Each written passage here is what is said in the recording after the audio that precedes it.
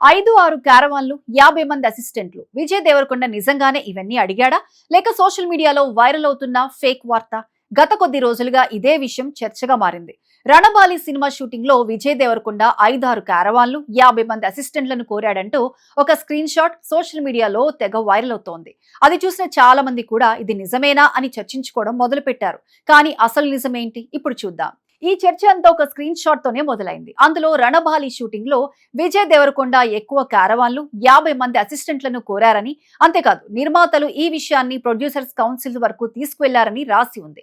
దీంతో చాలా మంది అది నిజమేనని నమ్మేశారు. అయితే ఈ ప్రచారంపై విజయ్ దేవరకొండ టీం వెంటనే స్పందించింది. ఇందులో ఎలాంటి నిజం లేదని స్పష్టం చేసింది. కొందరు కావాలని తప్పుడు వార్తలు ప్రచారం చేస్తున్నారని, క్యారవాన్లు, అసిస్టెంట్ల గురించి వస్తున్న వార్తల్లో నిజం లేదని తెలిపింది.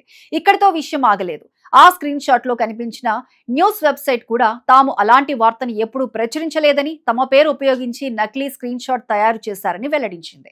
ఇదే సమయంలో రణబాలి నిర్మాత రవిశంకర్ కూడా స్పందించారు. సినిమా షూటింగ్ చాలా సాఫీగా జరుగుతోందని, విజయ్ దేవరకొండ నుంచి తమకు ఎలాంటి ఇబ్బందులు లేవని స్పష్టం చేశారు. అంటే విజయ్ టీం, న్యూస్ వెబ్సైట్, నిర్మాత ముగ్గురు ఒకే విషయం క్లారిటీ ఇచ్చారు. సోషల్ మీడియాలో వచ్చిన ఈ ఆరోపణలో నిజం లేదని స్పష్టం చేశారు.